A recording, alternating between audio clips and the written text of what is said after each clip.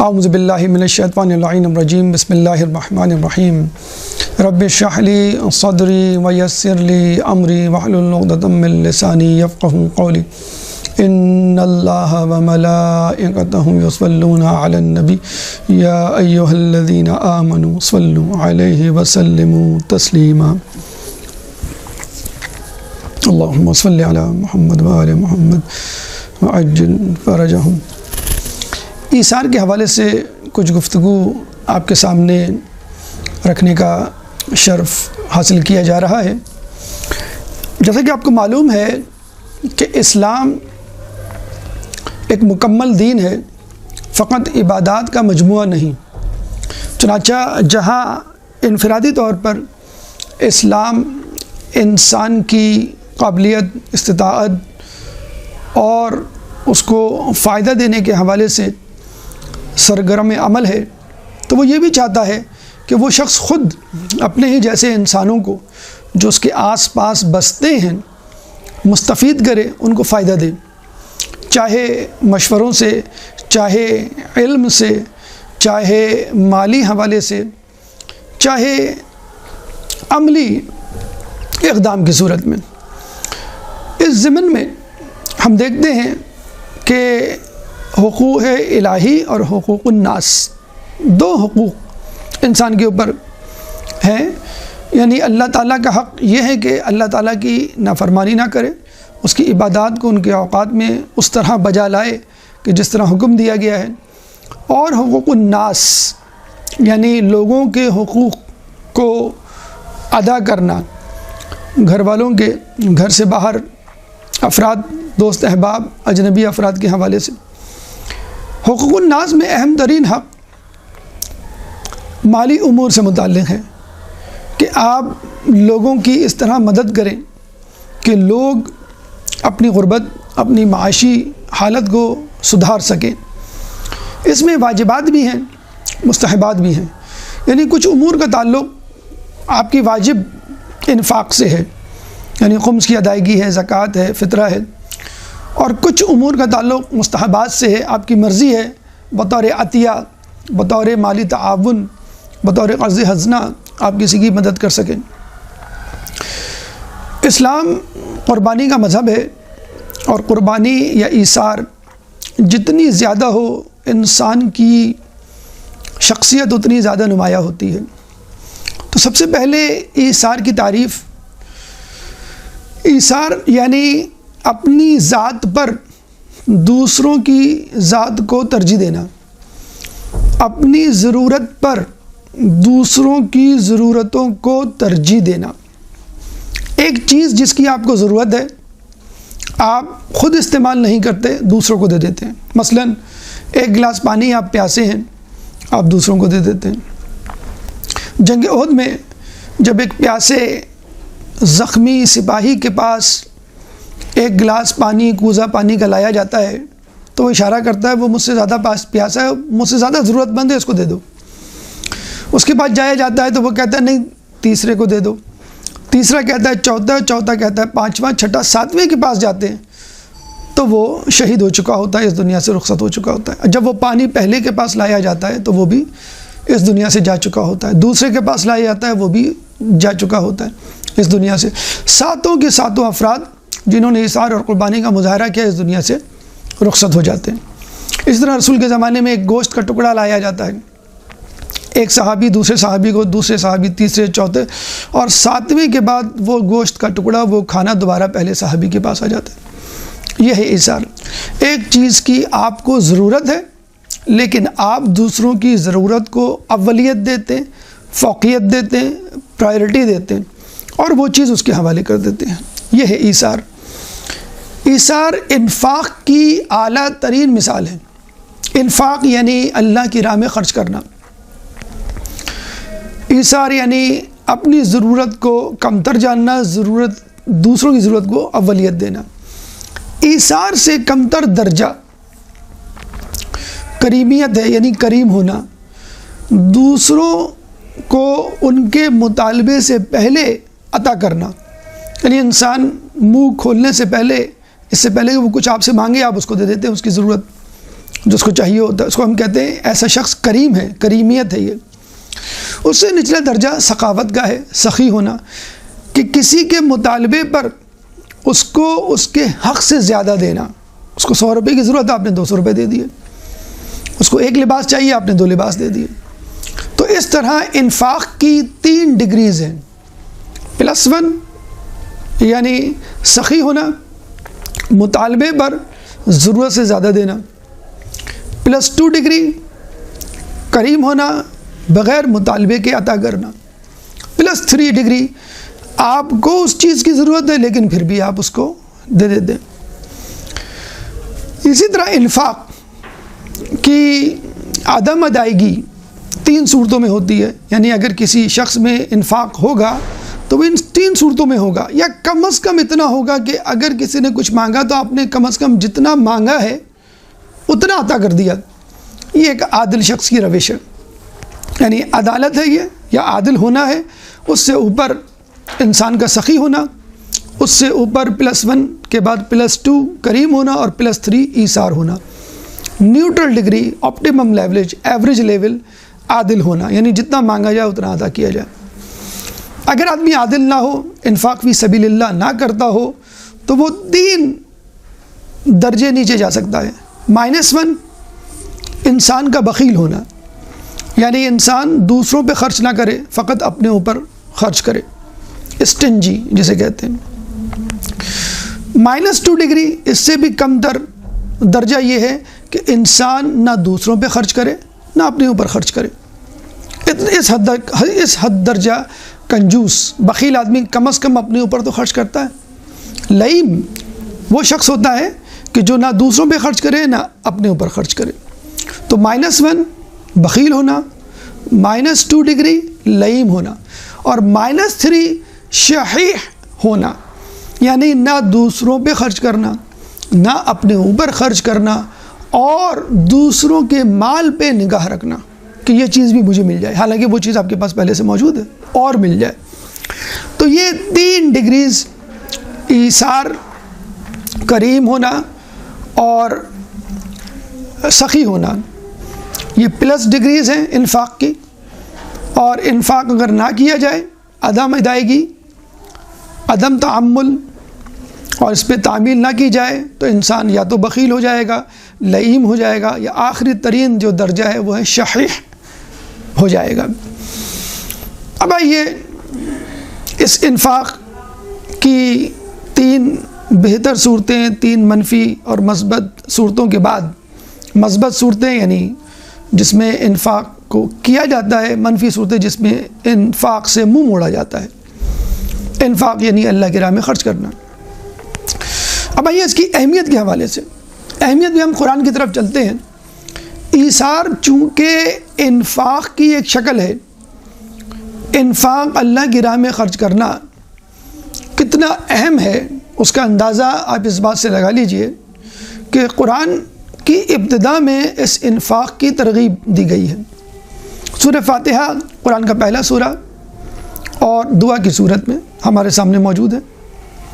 سورہ بقرہ سورہ فاتحہ کے بعد دوسرا سورہ، پہلی آیت الف لام میم حروف مقطعات کی صورت میں، دوسری آیت سے در حقیقت اللہ تعالیٰ کی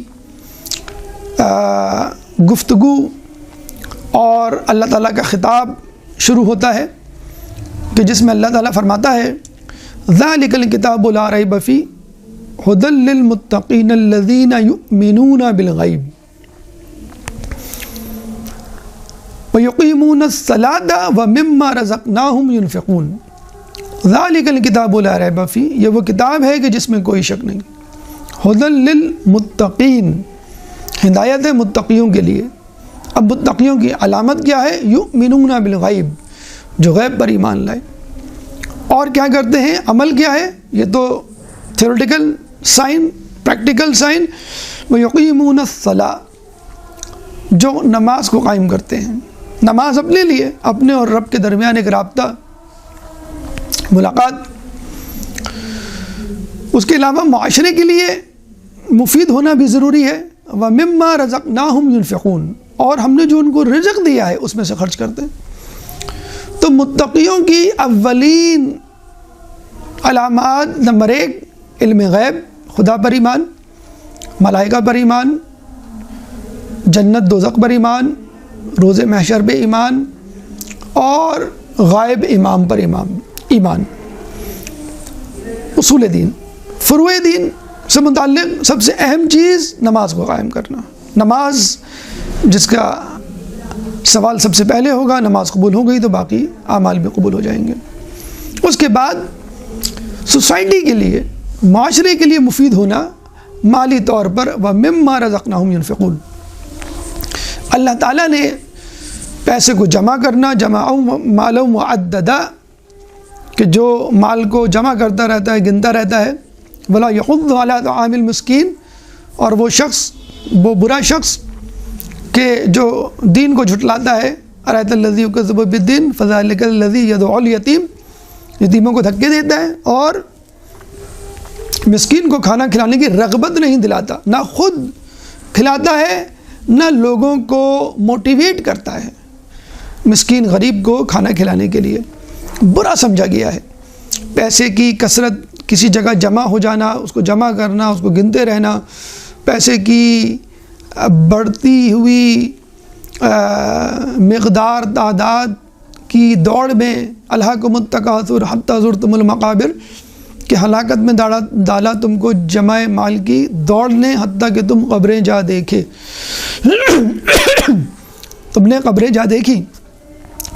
اللہ پسند نہیں کرتا مال کو جمع کرنا، اللہ پسند نہیں کرتا مال کو گنتے رہنا، اللہ پسند نہیں کرتا اس کی دوڑ میں لگے رہنا۔ اللہ پسند کرتا ہے اس مال کو خرچ کیا جائے، سرکولیٹ کیا جائے، اور آج کل کی معیشت بھی یہی کہتی ہے۔ اب تو امریکہ، یورپ میں یہ باتیں ہو رہی ہیں کہ یہ بینکنگ، یہ انویسٹمنٹ جو انٹرسٹ بیسڈ ہے، اس کو ختم کیا جائے، کیونکہ یہ ڈی موٹیویٹ کرتی ہے انسان کو جامد و ساکت کرتی ہے۔ جس کے پاس پیسہ آ گیا وہ ہمیشہ کے لیے امیر، جس کے پاس نہیں وہ ہمیشہ کے لیے غریب۔ چنانچہ اس کو سرکولیٹ ہونا چاہیے، اس کو انویسٹ ہونا چاہیے، اس سے کاروبار ہونا چاہیے۔ تو اللہ تعالیٰ وَمِمَّا رَزَقْنَاهُمْ يُنْفِقُونَ کی صورت میں آپ کو اسٹیمولیٹ کر رہا ہے، موٹیویٹ کر رہا ہے کہ فقط ایمان بالغیب ضروری نہیں، فقط اقامت صلاۃ ضروری نہیں، وَمِمَّا رَزَقْنَاهُمْ يُنْفِقُونَ، سوسائٹی کے لیے بھی افیکٹو بنو، سوسائٹی کے لیے بھی پروڈکٹیو اور فروٹفل بنو۔ چنانچہ اللہ تعالیٰ انفاق فی سبیل اللہ کو قرآن کے شروع میں ہائی لائٹ کر دیتا ہے۔ اس کے بعد خود ایثار کے حوالے سے ڈائریکٹلی جو آیت ہے وہ سورہ حشر کی آیت نمبر 9، سورہ حشر قرآن کا 59واں سورہ ہے، چیپٹر 59 ورس نمبر 9۔ اللہ تعالیٰ فرماتا ہے وَيُؤْثِرُونَ عَلَىٰ أَنفُسِهِمْ وَلَوْ كَانَ بِهِمْ خَصَاصَةٌ، کہ وہ اپنے نفوس کو نثار کرتے ہیں چاہے ان کو اس کی کتنی ہی ضرورت کیوں نہ ہو، اس چیز کی۔ یعنی آپ کے نفس کو، اپنی ذات کو ایک چیز کی ضرورت تھی، لیکن آپ نے وہ چیز نہیں لی اور وہ چیز کسی کو دے دی۔ اس آیت کا جو شان نزول ہے وہ کچھ اس طرح ہے کہ رسول کی خدمت میں ایک بھوکا مسافر حاضر ہوتا ہے اور کہتا ہے کہ میں بھوکا ہوں، مجھے کھانا چاہیے۔ چنانچہ آپ اصحاب کو مخاطب کر کے پوچھتے ہیں، کسی کے پاس کچھ نہیں ہوتا، آپ ازواج کے حجروں کی طرف بھیجتے ہیں سلمان فارسی کو، وہاں سے بھی کچھ نہیں ملتا۔ پھر آپ جو ہے پہلے ازواج کے حجرہ کی طرف بھیجتے ہیں، پھر اپنے اصحاب سے پوچھتے ہیں۔ اصحاب میں مولا علی کھڑے ہو کے کہتے ہیں کہ میں اس بھوکے کو کھانا کھلاؤں گا۔ اب وہ اس شخص کو لے جاتے ہیں، اس کو کھانا کھلاتے ہیں۔ وہ بھی کس طرح کہ گھر جا کے جب پوچھتے ہیں جناب سیدہ سے کچھ کھانے کو ہے، تو آپ کہتی ہیں کھانے کو تو ہے لیکن ایک آدمی کا کھانا ہے، بچے کھا لیں، یعنی 2 بچے ایک بڑے آدمی کا کھانا کھا لیں آدھا آدھا، یا ہم دونوں میں سے کوئی ایک کھا لے، یا مہمان۔ تو مولا فرماتے ہیں بچوں کو بہلا پسلا کے سلا دو اور کھانا تیار کر کے اندر بھجوا دو، چراغ گل کر دو۔ تو بچے بھوکے رہے، بیوی بھوکی رہی، اور مولا علی اس مہمان کے ساتھ فقط ہاتھ چلاتے رہے اندھیرے میں، یہ تاثر دینے کے لیے میں تمہارے ساتھ ہوں، تمہارے ساتھ کھانے میں شریک ہوں۔ اور وہ کچھ بھی نہیں کھاتے، بھوکے رہتے ہیں۔ وہ سارا کھانا وہ مہمان سیر ہو کے کھا لیتا ہے، کیونکہ چراغ کی روشنی نہیں تھی، اندھیرا تھا، تو اس کو نہیں پتہ چلا کہ یہ سارا کھانا میں ہی کھا گیا ہوں۔ دوسرے دن مولا علی اور وہ شخص جب رسول کی خدمت میں حاضر ہوتے ہیں تو اللہ تعالیٰ سورہ حشر کی آیت نمبر 9 وَيُؤْثِرُونَ عَلَىٰ أَنفُسِهِمْ وَلَوْ كَانَ بِهِمْ خَصَاصَةٌ نازل ہوتی ہے،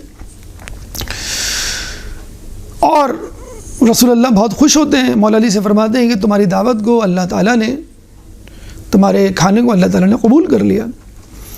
یہ اس آیت کا شان نزول مومنین کی صفات میں سے ایک اہم ترین صفت ایثار، اپنی ضرورت پر لوگوں کی ضرورت کو ترجیح دینا، پرائرٹی دینا۔ آیت اتنی اہم ہے کہ جب دوسرے خلیفہ کے بعد تیسرے خلیفہ کے چناؤ کا وقت آیا تو لوگ منتظر تھے کہ کون خلیفہ بنے گا۔ مولا علی نے جب اپنی صفات کے حوالے سے بات کی تو یہ کہا کہ تم میں سے کون ہے کہ جس کے لیے یہ آیت اتری ہو، اور پھر اس آیت کی تلاوت کی وَيُؤْثِرُونَ عَلَىٰ أَنفُسِهِمْ وَلَوْ كَانَ بِهِمْ خَصَاصَةٌ، یعنی اتنی اہم ہے یہ ایثار کی روایت، ایثار کی آیت اور ایثار کی خصوصیت کہ ون آف دا لاجک دلیلوں میں سے ایک دلیل، حجتوں میں سے ایک حجت بنتی ہے کہ کس کو امیر اور رہبر ہونا چاہیے، کیونکہ ایک شخص جب تک ایثار کرنے والا نہ ہوگا وہ لوگوں کا رہبر رہنما نہیں بن سکتا۔ کیوں کہ وہ سب سے پہلے اپنے لیے دولت جمع کرے گا، اتھارٹی ہے اس کے پاس، منصب ہے اس کے پاس، حکومت ہے، طاقت ہے، اور یہی وجہ ہم دیکھتے ہیں آج کل کہ حکومتوں میں آنے کے بعد لوگ لالچی نہ ہوں بھی ہوں تو لالچی بن جاتے ہیں، امیر ہونے کے باوجود اپنی دولت میں اضافے کے منتظر اور خواہش مند ہوتے ہیں۔ تو جو شخص ایثار کرنا جانتا ہوگا وہی امارت اور حکومت کا حق ادا کر سکتا ہے۔ چنانچہ مولا علی نے اس آیت کا ریفرنس دیتے ہوئے، حوالہ دیتے ہوئے کہا کہ کون ہے جو اس آیت کا مصداق ہو اور جس کے لیے یہ آیت اتری ہو، یعنی حکومت، خلافت، امامت، رہنمائی کے لیے اہم ترین صفات میں سے ایک صفات یہ بھی ہے جو اوپن میرٹ پہ دیکھنا چاہیں کہ کس کو خلیفہ ہونا چاہیے، ان لوگوں کو اس وڈ بھی خلیفہ یا امیر میں ایثار کی صفت ضرور تلاش کرنی چاہیے۔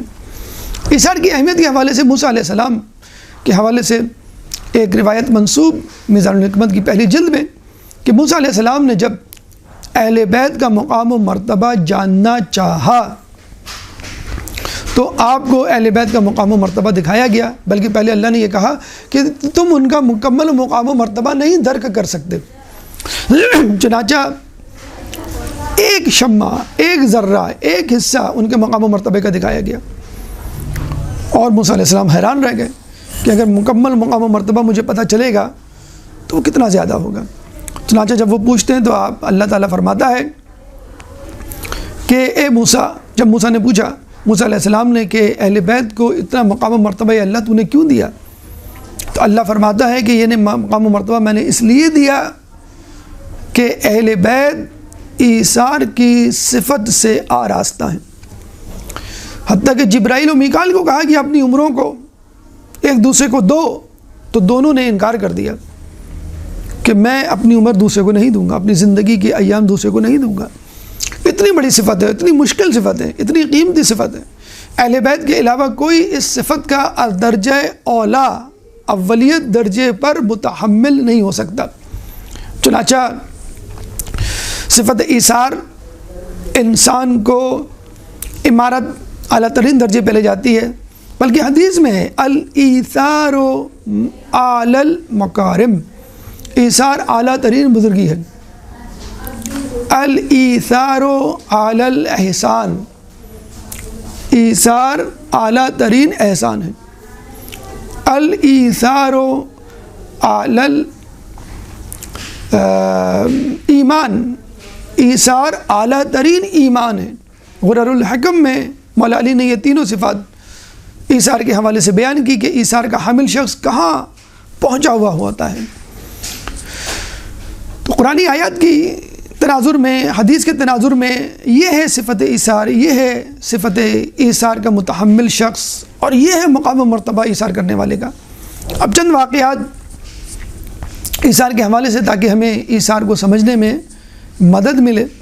سب سے پہلے تو بی بی سیدہ سلام اللہ علیہا کا ایثار ایام فاطمیہ کے حوالے سے خصوصی طور پہ آپ کا ایک ایثار تو اہل بیت یعنی اپنے خاندان کے ساتھ کہ جب آپ روزہ رکھتی ہیں، نظر باندھتی ہیں، 3 دن مسلسل آپ مولا علی، حسن حسین اور بی بی فضہ افطاری کے لیے بیٹھتے ہیں 3 دن. ایک مرتبہ مسکین آ جاتا ہے، ایک دفعہ یتیم آ جاتا ہے، ایک دفعہ اسیر آ جاتا ہے.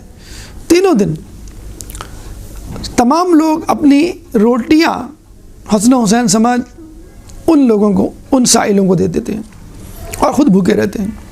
بی بی سیدہ اپنے خاندان کے ساتھ اس اظہار میں شریک. وَيُطْعِمُونَ الطَّعَامَ عَلَى حُبِّهِ مِسْكِينًا وَيَتِيمًا وَأَسِيرًا کہ وہ لوگ اللہ کی راہ میں اپنے کھانے کو کھلاتے ہیں. کس کو؟ مسکین کو، یتیم کو اور اسیر کو. سورہ دہر آیت نمبر 8. سورہ دہر قرآن کا 76واں سورہ ہے، چیپٹر 76 ورس نمبر 8.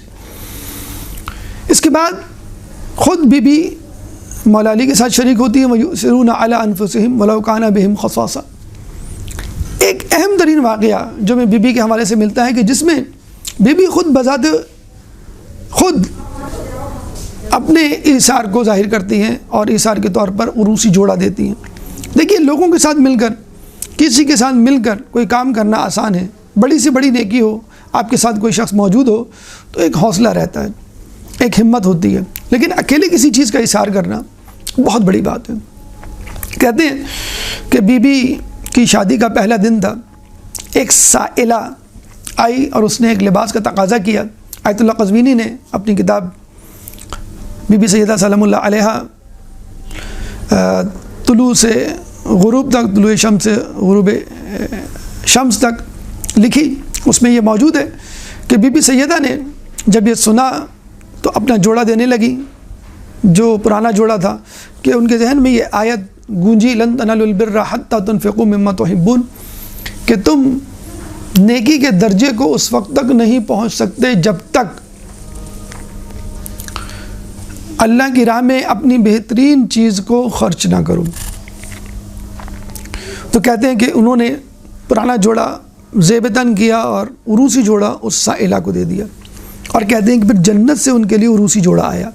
ایک روایت ہمیں یہاں ملتی ہے، ایک روایت ہمیں پند تاریخ کی جلد نمبر 1 میں ملتی ہے، موسیٰ خسروی کی مؤلف کردہ کتاب، واقعات پر مبنی کتاب، جس میں بی بی کے ایثار کی صفت اور واقعہ درج ہے کہ بی بی نے جب دیکھا کہ کوئی سائل ہے تو اپنا عروسی جوڑا جو ہے وہ اس کو دے دیا اور خود جو ہے پرانا جوڑا زیب تن کیا.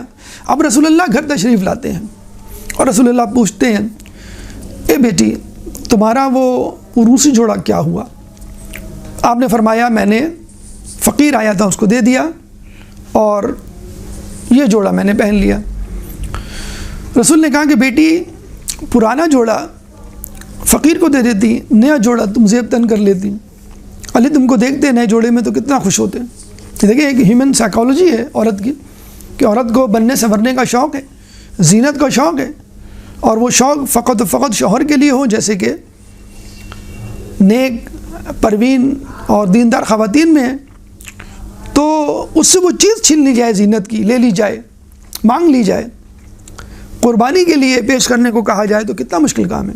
تو بی بی نے کیا کہا؟ بابا، آپ ہی نے تو کہا تھا کہ جو چیز صدقے میں دی جاتی ہے وہ ہمیشہ رہتی ہے اور جو چیز استعمال ہو جاتی ہے وہ ختم ہو جاتی ہے.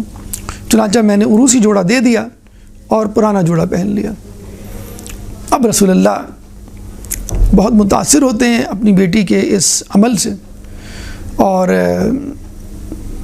کہتے ہیں کہ اسی وقت جبرائیل نازل ہوتے ہیں اور کہتے ہیں کہ اللہ فاطمہ کو سلام کہتا ہے اور فاطمہ سے راضی ہے. آپ اپنی بیٹی سے کہیں کہ جو چاہتی ہیں بیان کریں، ان کی احتیاج کو، ان کی ضرورت کو پورا کیا جائے گا. اب اس موقع پہ دیکھیں، انسان اگر کوئی نیکی کرے اور خدا خود پوچھوائے کہ بندہ کیا چاہتا ہے تو یقیناً آپ بڑی سے بڑی چیز مانگیں گے اپنے لیے. لیکن کہتے ہیں کہ بی بی نے یہ کہا کہ مجھے اللہ کی عبادت کی لذت نے کچھ مانگنے سے روکا ہوا ہے سوائے اس کے کہ میں ملاقات پروردگار کی التجا کروں. یعنی مجھے کچھ نہیں چاہیے فقط ملاقات پروردگار چاہیے جو میرے لیے کافی ہے۔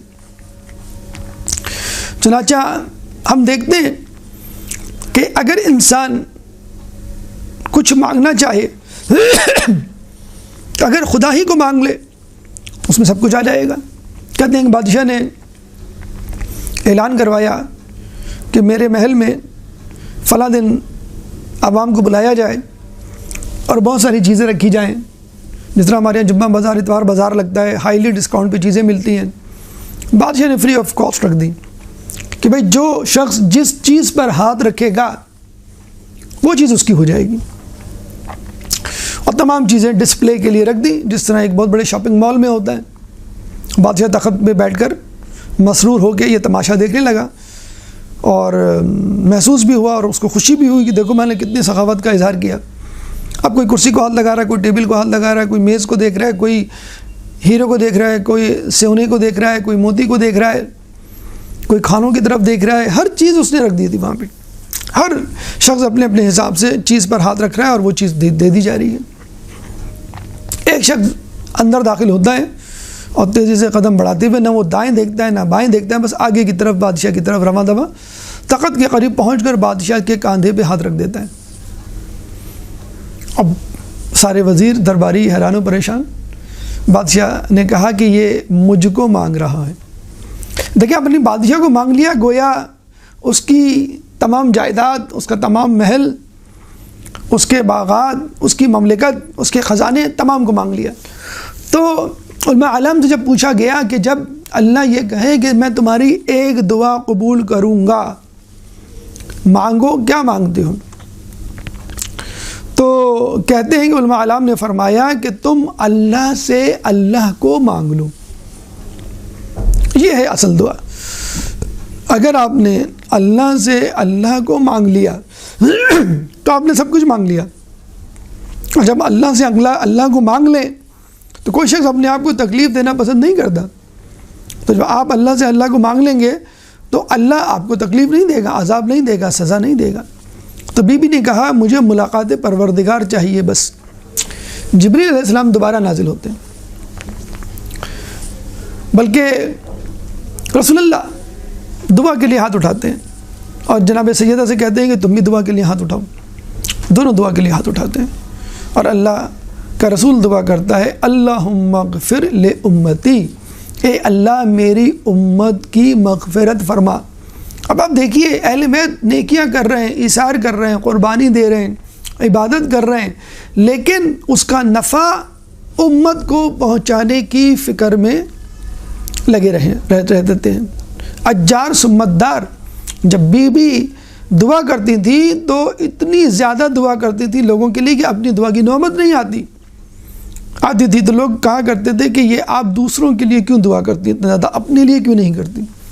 تو بی بی نے کیا کہا؟ اجار سمتدار، کہ جار یعنی پڑوسی پہلے اور پھر گھر والے، پھر میں خود۔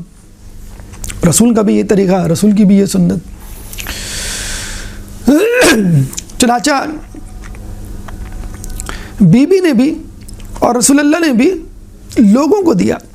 اچھا یہاں پہ ایک اور بات میں اور بتاتا چلوں کہ جب رسول اللہ نے یہ کہا کہ بیٹی یہ تم جوڑا خود پہن لیتی، بھی رسول علی خوش ہوتے، تو بی بی نے کیا کہا کہ میں آپ کی برابری تو نہیں کر سکتی، ہاں آپ کی اتباع ضرور کر سکتی ہوں۔ میں نے اپنی ماں سے سنا تھا، ملکۃ العرب خدیجہ الکبریٰ نے اپنا تمام مال رسول اللہ کے حوالے کر دیا تھا شادی کے بعد، ورقہ بن نوفل اپنے چچا کے ذریعے، کہ محمد کو کہو کہ آج سے میرا تمام مال، سونا چاندی، کنیز، غلام، مویشی، زرعی زمینیں، اور میں خود محمد کے تصرف میں، وہ جس طرح چاہیں اسے استعمال کریں۔ کہتے ہیں جب بی بی کے مال کو لگایا جاتا تھا پروفٹ کے، منافع کے، تو سونا چاندی کے ڈھیر اتنے بلند ہو جاتے تھے کہ سامنے کھڑے ہوئے افراد ایک دوسرے کو، تقابل میں کھڑے ہوئے افراد دیکھ نہیں سکتے تھے۔ چنانچہ بی بی نے کہا کہ آپ نے اس دور میں میری ماں کی دولت کو مکے کے قحط زدہ بھوکوں کو کھلانے میں خرچ کر دی اور اتنا اناج دیا کہ تمام لوگ سیر ہو گئے۔ ایک شخص آخر میں آتا ہے تاخیر سے اور کہتا ہے محمد میں نے سنا ہے کہ تم نے لوگوں کو اناج تقسیم کیا ہے۔ لاؤ میرا بھی حصہ. تو رسول کہتے ہیں اب تو اناج ختم ہو چکا، میرے پاس کچھ نہیں. لیکن وہ ضد کرتا ہے، رسول کی ابا کو پکڑ کر کھینچتا ہے کہ میں کچھ لیے بغیر نہیں جاؤں گا. رسول اللہ اپنی قمیض جس کو وہ پکڑ کے کھینچ رہا تھا اتار کے اس کے حوالے کر دیتے ہیں. بی بی کہتی ہیں کہ آپ اس دن ایک چادر میں تشریف لائے گھر، اور کچھ جگہوں میں تو یہ روایت ملی ہے کہ اناج کا تھیلا پہن کر تشریف لائے. ذرا غور کیجئے، میں اور آپ گھر سے نکلتے ہیں تو اپنے ڈریس کو آئینے میں، اپنے سراپے کو اپنے گھر کے آئینے میں کس طرح دیکھتے ہیں؟ میٹیکولیسلی، بہت باریک بینی سے. ایک دھاگا نکل آئے، کپڑے کا رنگ اترا ہوا ہو، پینٹ کی کریز صحیح نہ ہو، کوئی خرابی ہو ڈریس میں، ہم فوراً اتار کے رکھ دیتے ہیں. صحیح بھی ہو تو یہ سوچتے ہیں کہ یہ ڈریس ہم نے ان لوگوں کے درمیان پہلے پہنا ہوا ہے اس تقریب میں، اگر دوبارہ یہی پہن کے چلے گئے تو لوگ کیا کہیں گے، ان کے پاس فقط ایک ڈریس ہے. اور رسول اللہ ایک چادر میں، یا دوسری روایت میں ہے کہ اناج کے تھیلے میں گھر تشریف لاتے ہیں. تو بی بی نے یہ واقعہ یاد دلایا اور یہ کہا کہ میں آپ کی برابری تو نہیں کر سکتی، آپ کی اتباع تو کر سکتی. تو ہمارے لیے بھی یہ ہے کہ لوگ جو کہتے ہیں کہ بھائی وہ کہاں ہم کہاں، تو ہمارے لیے بھی یہ ہے کہ ہم برابری کو نہیں کہہ رہے کرنے کو. اہل بیت کی برابری کوئی نہیں کر سکتا، اتباع تو کر سکتے ہیں بالکل اسی طرح جس طرح بی بی نے رسول کی اتباع کی. بہرحال اللہ نے جب کہا کیا مانگتی ہو فاطمہ، تو شہزادی نے کہا کہ ملاقات پروردگار. پھر کہتے ہیں کہ دوبارہ جب اللہ کے رسول نے دعا مانگی اللہم اغفر لامتی، جبرائیل آئے اور کہا کہ اللہ تعالیٰ نے آپ کی دعا کو قبول کیا اور یہ کہا ہے، یعنی شرط لگائی ہے، تمام امت کو نہیں معاف کر سکتا، اللہ نے شرط لگائی ہے کہ اللہ فاطمہ کے شوہر اور فاطمہ کے بچوں کے چاہنے والوں کو معاف کرتا ہے. کتب ربکم علی الرحمہ نفسہ فی نفسہ الرحمہ، کتب ربکم فی نفسہ الرحمہ، اللہ تعالیٰ نے امت کے لیے رحمت لکھ دی ہے. اور یہ جملہ تحریراً ایک سفید ورق پر لکھ کر ایک چھوٹی سبز رنگ کی صندوقچی میں اللہ تعالیٰ نے رکھ کر جبرائیل کو دیا، اور جبرائیل جو ہے اس صندوقچی کو لے کر آئے اور کہا کہ اللہ تعالیٰ نے آپ کی دعا کو قبول کر لیا، اور اس دعا کا تحریری راضی نامہ ایگریمنٹ اس صندوق میں بند ہے. رسول اللہ نے وہ صندوقچی جناب سیدہ کے حوالے کی. جب بی بی کی شہادت کا وقت آتا ہے تو بی بی مولا علی سے فرماتی ہیں کہ اے علی، اس صندوقچی کو میری قبر میں ساتھ رکھ دینا، روز محشر اگر میرے چاہنے والے میں سے کسی کو جہنم میں ڈالا جا رہا ہوگا تو میں یہ تحریر دکھا کے اللہ تعالیٰ سے اپنے چاہنے والوں کی شفاعت طلب کروں گی. تو آپ نے دیکھا اہل بیت کی عبادت، اہل بیت کا ایثار، اہل بیت کی نیکیاں، اس کی سختیاں، اس کی مصیبتیں، مصائب، مظالم وہ خود برداشت کرتے ہیں، لیکن اس کا اجر اپنے چاہنے والوں کو دینے کی فکر میں. تو ان کے چاہنے والوں کو بھی چاہیے کہ اپنے اعمال ایسے کریں، کونوا لنا زینا ولا تکونوا علینا شینا، کہ ہمارے لیے باعث زینت بنو، ہمارے لیے باعث ننگ و عار نہ بنو. اپنے اعمال ایسے رکھیے کہ خود بخود بی بی آپ کی طرف متوجہ ہوں، اتنے ڈھٹائی سے گناہ نہ کریں کہ اللہ مجبور ہو جائے کہ تم محب تو ہو لیکن شیعہ نہیں ہو، اہل بیت کے چاہنے والے ہو تو ہو، اہل بیت کے پیروکار نہیں ہو. اب یہاں پہ لوگ آ کر کہتے ہیں کہ بھئی ایثار کا یہ واقعہ تو بہت ہی مشکل ہے، بہت ٹف ہے، اور ہم اس کے متحمل نہیں ہو سکتے. مطلب خواتین یہ کہیں کہ بھئی ہم اپنا شادی کا جوڑا کیسے دے دیں، حالانکہ وہ کبھی نہیں پہنا جاتا شادی کے بعد، یا ہم ایسی چیز کیسے دے دیں جس کو خود ہم چاہتے ہیں، ہماری ضرورت ہو. تو صفت ایثار ہم نہیں کر سکتے، یہ اہل بیت کا خاصہ ہے. حالانکہ ایسا نہیں، صفت ایثار کے مختلف درجات ہیں کہ جن کو آپ ادا کر سکتے ہیں، اور اہل بیت کے بعد اہل بیت کے چاہنے والوں نے ایسا کیا. مقدس اردبیلی کے بارے میں ملتا ہے، بہت بڑے عالم دین کہ جو حالت بیداری میں امام زمانہ علیہ السلام کی زیارت کیا کرتے تھے، جن کا روضہ جو ہے مولا علی کے روضے کے باہر بالکل جب آپ اندر جاتے ہیں آپ کو ملے گا. تو مقدس اردبیلی کے دور میں قحط پڑا، اناج ناپید ہو گیا، لوگ بھوکے مرنے لگے، انہوں نے اپنے گھر کا تمام اناج نکال کے لوگوں کو دے دیا۔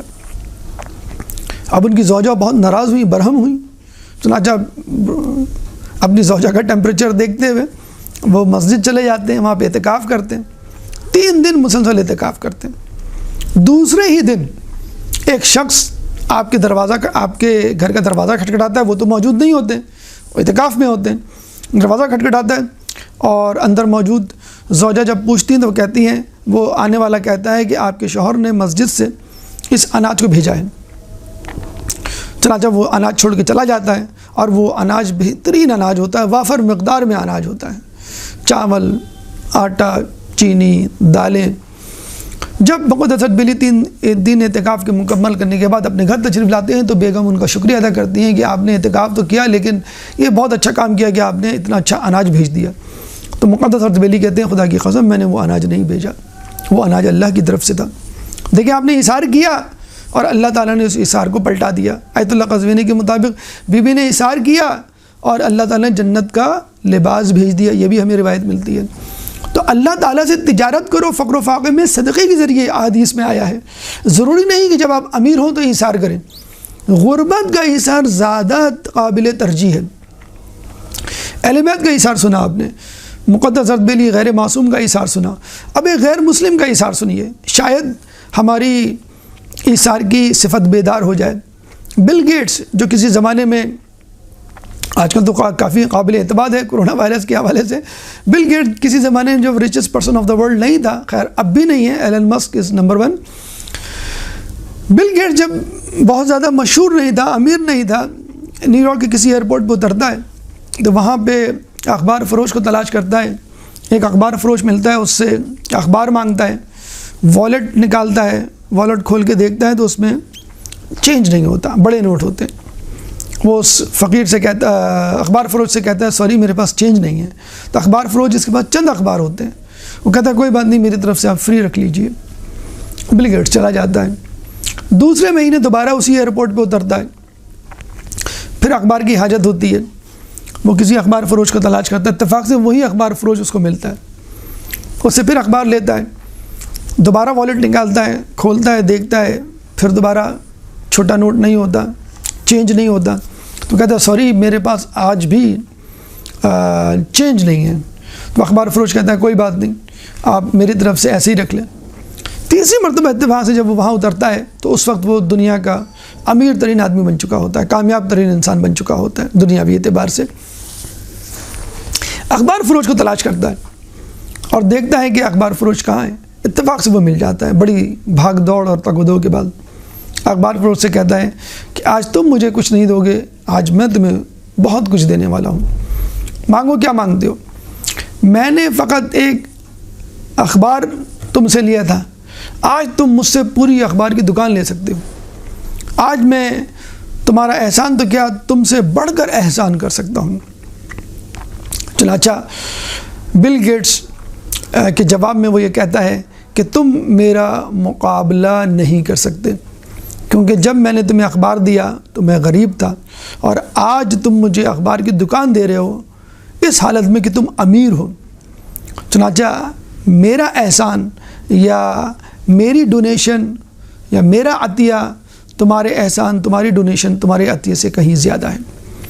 تو ناظرین اکرام، جو چیز آپ کی ضرورت ہو اور وہ آپ کسی پہ قربان کر دیں، وہ اصل انفاق ہے، انفاق کا اعلیٰ ترین درجہ ہے۔ اس زمانے میں آخری واقعہ آپ کے گوشت گزار کرتے چلیں کہ ایک بادشاہ اپنے لشکر کے ساتھ کہیں جا رہا تھا، راستہ بھول جاتا ہے، جنگل میں داخل ہوتا ہے، وہاں ایک بڑھیا کی کال کوٹری ہوتی ہے، چھوٹی سی جھگی، اندر داخل ہوتا ہے، کھٹکھٹاتا ہے تو بڑھیا مسافر سمجھ کے اس کو بٹھا دیتی ہے، وہ پانی مانگتا ہے، اس کو پانی دیتی ہے، بھوک لگتی ہے تو اس کو دودھ دے دیتی ہے بکری کا، اس کے پاس ایک ہی بکری ہوتی ہے، اس کو اور بھوک لگتی ہے تو وہ کہتا ہے مجھے شدید بھوک لگی ہے، وہ ضعیفہ اپنی بکری کاٹ کے اس کا گوشت اس کو کھلا دیتی ہے۔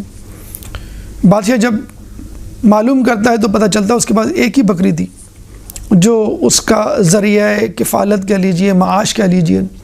بادشاہ بہت زیادہ شرمندہ ہوتا ہے، بادشاہ کہتا ہے کہ ٹھیک ہے، تم فلاں جگہ فلاں محل میں آنا، تو میں تمہیں بہت کچھ عطا کروں گا۔ اب یہ بڑھیا کچھ دنوں کے بعد اس بادشاہ کے محل جاتی ہے۔ جب وہ محل میں آتی ہے تو بادشاہ اپنے وزیروں سے مخاطب ہو کے کہتا ہے کہ اس بڑھیا نے میرے اوپر بہت زیادہ جو ہے احسان کیا تھا، میں بھوکا مر رہا تھا، اور اس نے جو ہے مجھے نہ صرف پانی پلایا، دودھ پلایا، بلکہ فقط ایک بکری جو اس کے پاس تھی وہ اس نے خود ذبح کر کے مجھ کو کھلا دی۔ اب مجھے بتاؤ تم لوگ، میں اپنے خزانوں میں سے کیا چیز عطا کروں، کیونکہ میں اس سے بہت خوش ہوں، اس نے میری جان بچائی۔ تو مختلف وزیروں نے مختلف مشورے دیے، کسی نے کہا سونا دیں، کسی نے کہا چاندی دیں، کسی نے کہا ہیرے دیں، کسی نے کہا کچھ درم و دینار دے دیں۔ ایک وزیر اٹھا، اس نے کہا کہ بادشاہ، اصولاً تو یہ عورت آپ کی تمام ملک کی ملکیت کی دعوے دار ہے، یعنی آپ کا تمام ملک بھی اس کو دے دیا جائے تو کہیں جا کے برابری کا حق ادا ہوگا۔ تو بادشاہ نے کہا وہ کیسے؟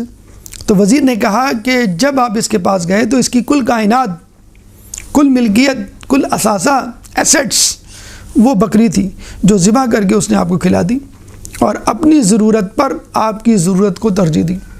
چنانچہ آپ کا کل اثاثہ، ایسٹس آپ کی پوری سلطنت ہے، اگر پوری سلطنت آپ اس کے حوالے کر دیں تب آپ اس کے برابر آئیں گے۔ تو غریب لوگ یہ نہ سوچیں کہ وہ ایثار نہیں کر سکتے، غریب لوگ بھی ایثار کر سکتے ہیں، بس اس کے لیے جذبہ ایثار کا ہونا ضروری ہے۔